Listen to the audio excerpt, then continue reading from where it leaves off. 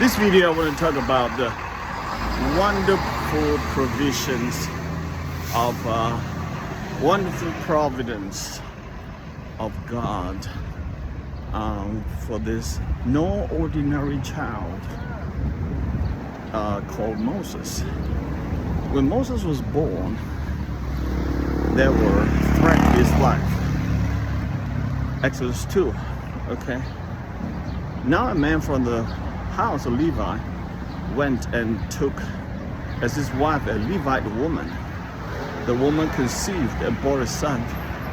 And when she saw that he was a fine child, she hid him 3 months.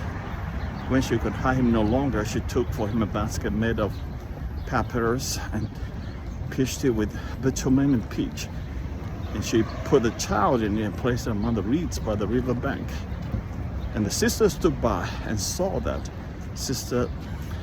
the daughter of Pharaoh came down to bathe at the river, while a young woman walked beside the river. She saw the basket among the women and took it. She opened it and saw the child, and behold, the baby was crying. She took pity on him and said, "This is one of Hebrews' children." Now, this is first, the daughter of Pharaoh knows jolly well it's a command of her own father to kill every male babies of the Hebrew families. And here it is right in front of her as a Hebrew male baby abandoned by his mother for fear of being arrested. And guess what? If she followed her father's command, which is the king of Egypt, she should have reported and given the baby to the authority, and authority would kill him. What a horrible thing, right? But she didn't. She saw the child. Behold, the baby was crying. She took pity on him and said, "This is one of Hebrews' children." Then the sister going to Pharaoh's daughter, "Shall I go and call you a nurse from Hebrew woman to nurse the child for you?" Pharaoh's daughter said, "Go." The woman went and called the child's mother.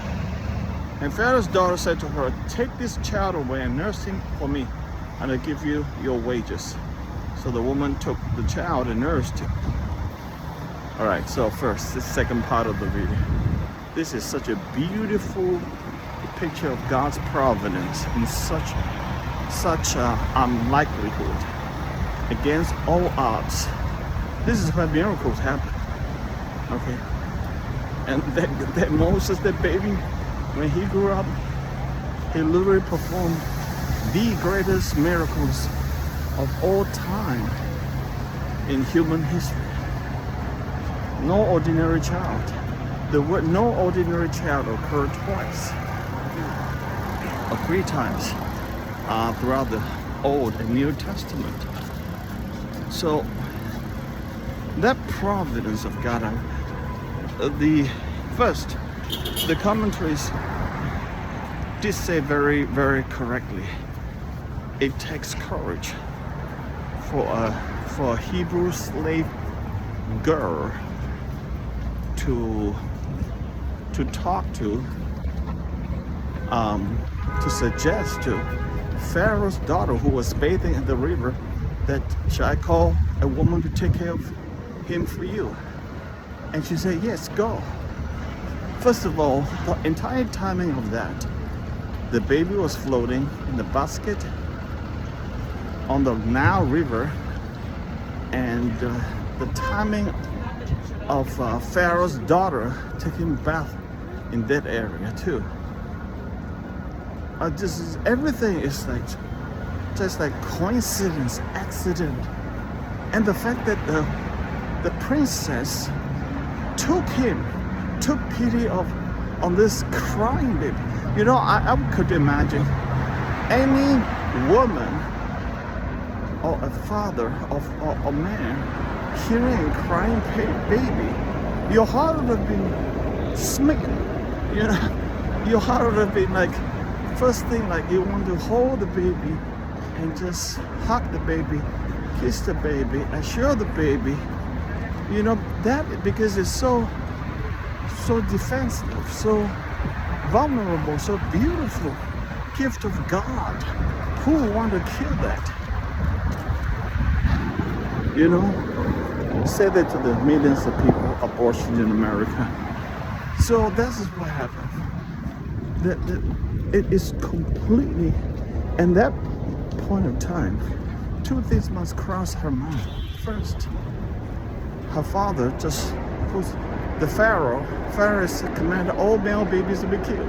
And now she's going to adopt the male Hebrew baby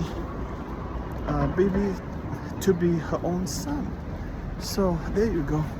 It's such a amazing contradiction in point, and that is a turning point of history. Did you know that? If the princess of Pharaoh did not go ahead and adopt the child, there would be no Exodus. You know, God's plan never fails. But that's hypothetical. But God can always raise another one. There will be Exodus for sure. But God's plan cannot fail because He's already selected, called. He's already chosen Moses.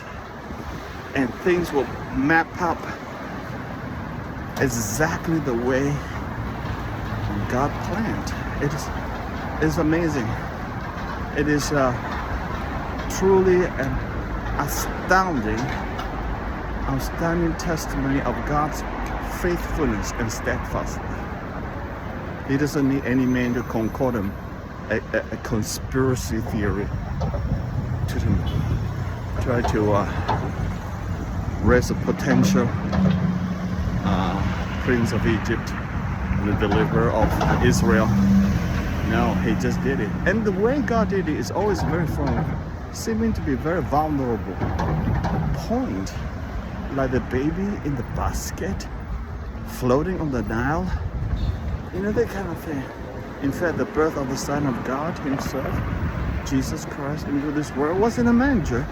And He also escaped to Egypt because Herod wanted to kill Him, just like Pharaoh wanted to kill Moses and all the male babies of Israel. So you see, this is a true beautiful providence of God.